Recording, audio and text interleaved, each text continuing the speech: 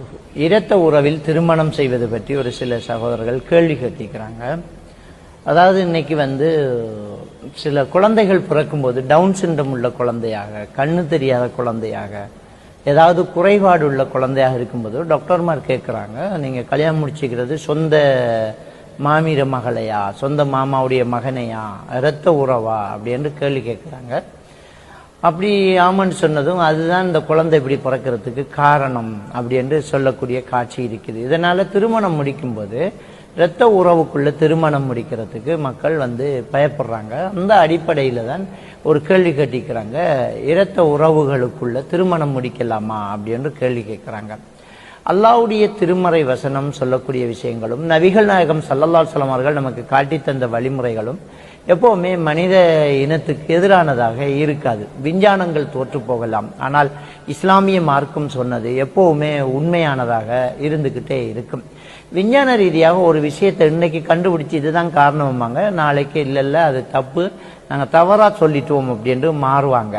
இது இருக்கக்கூடிய விஷயங்கள் தான், காலப்போக்கில் இருக்கக்கூடிய விஷயங்கள் தான். டிஸ்பிரின்ங்கிற ஒரு டெப்லெட் இருந்துச்சு, அது வயிற்று வலிக்கு சில நோய்களுக்கு பாவிக்கிறாங்க. இப்போ பாவிக்கிறது தடை அப்படின்னு வரத்துனுண்டு. அஸ்பிரின் அதே மாதிரி சில மருந்துகளை மாற்றிக்கிட்டு இருக்கிறாங்க. சில காரணங்கள் சொல்லப்படுது, அந்த காரணங்கள் பிறகு இல்லைன்னு முடிவெடுக்கப்படுது.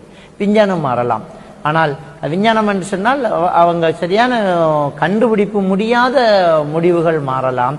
ஆனால் இஸ்லாமிய மார்க்கம் எப்பவுமே மாறாது அப்படிங்கிறத நாங்கள் என்ன செய்யலாம், தெளிவாக புரிஞ்சு கொள்ளலாம்.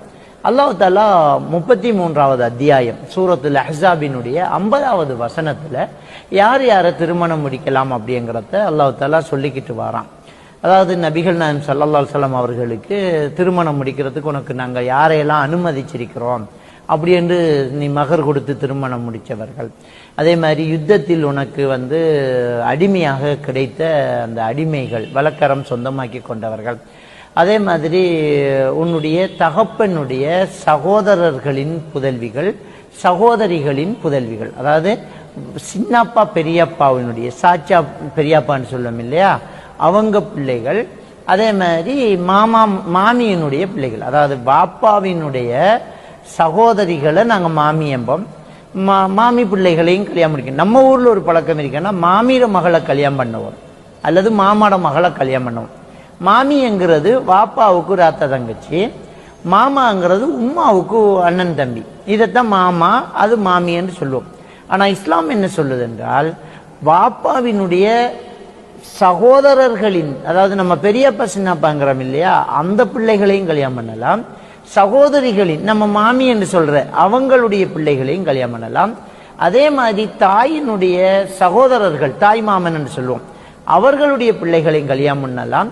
சகோதரிகளுடைய பிள்ளைகள், அதாவது உம்மாவினுடைய சகோதரிகள், சாட்சி பெரியம்மாட மக்கள், நம்ம வழக்கத்துல ராத்தா தங்கச்சம்மா, அதையும் திருமணம் முடிக்கலாம் அப்படின்னு இஸ்லாம் நமக்கு அனுமதி தருது. எனவே இரத்த உறவுகளில் திருமணம் முடிக்கிறத இஸ்லாம் அனுமதிக்குது. ஏன் நபிகள் நாயகம் ஸல்லல்லாஹு அலைஹி வஸல்லம் அவர்கள் தன்னுடைய மகளுக்கு கல்யாணம் பண்ணி கொடுத்தது யார் என்று சொன்னால் தன்னுடைய சாச்சாவினுடைய மகன், அவருக்கு தம்பி முறை அவன் மகளுக்கு என்ன செய்யறாங்க, கல்யாணம் பண்ணி கொடுத்திக்கிறாங்க. ஃபாத்திமா நாயும் அலி ரலியல்லாஹு தான் யாரு. அப்போ ஃபாத்திமா நாய் ரசூலுல்லாஹி ஸல்லல்லாஹு அலைஹி வஸல்லம் அவர்களுக்கு அலி ரலியல்லாஹு தஆலா அவர்கள் அபூ தாலிபினுடைய மகன், அவருக்கு அடைக்கலம் கொடுத்து அவரை பாதுகாத்திருந்த அவருடைய ஒரு பெரியப்பா, அவருடைய மகன் தான் அலி ரலியல்லாஹு தஆலா. அந்த மகனை போய் அவருடைய மகளுக்கு திருமணம் முடிச்சு கொடுக்குறாங்க. எனவே இரத்த உறவுகளில் திருமணம் முடித்து கொடுப்பதில் எந்த தப்புமே இல்லை. ஆனா விஞ்ஞானம் சொல்லுது, முடிச்சு கொடுத்ததுனாலதான் இப்படி டவுன் சிண்டம் வந்துச்சு, கண்ணு தெரியாம போச்சு அப்படின்னு சொல்றாங்க. அப்போ உலகத்தில் உள்ள டவுன் சிண்டம், கண்ணு தெரியாதெல்லாம் இரத்த உறவுலயே வந்ததா, வேற ஒண்ணுமே வரலையா? சிந்திச்சு பாருங்க. இரத்த உறவு இல்லாம எங்கேயோ ஒரு தேசத்துல போய் திருமணம் முடிச்சும், வேறு நாட்டுல போய் திருமணம் முடிச்சு இந்த டவுன் சிண்டம் வரத்தான் செய்யுது, இந்த கண்ணு தெரியாத பிள்ளை பிறக்கத்தான் செய்யுது, சில அங்கவீனங்கள் வரத்தான் செய்யுது. கரு ஒரு தாயினுடைய சினமுட்டையும் ஒரு தகப்பனுடைய உயிரணுவும் சேர்ந்து உருவாகும் போது சில மாறுதல்கள் இருக்கும். அந்த குரோமோசோம்களில் சில மாறுதல்கள் இருக்கத்தான் செய்யுது. அது மனிதனால முடிவெடுக்க முடியாது, அது இறைவனுடைய ஏற்பாடு. அல்லாஹ் சோதனைக்காக அடுக்கடுக்கா வந்துகிட்டு இருக்கலாம். ஒரு சிலருக்கு ஒரு பிள்ளை அப்படி, அடுத்த பிள்ளை அப்படி, அதுக்கு அடுத்த பிள்ளை அப்படி, என்ன பண்றது, அல்லாஹ்வுடைய சோதனை இருக்கு. என்ன இப்போ அல்லாஹ்வுக்குரிய கூலியை தருவான். என்னமோ ரத்த உறவுல திருமணம் முடிச்சா மட்டும்தான் ஒரு பிரச்சனை வர்ற மாதிரி நம்ம நினைக்க கூடாது.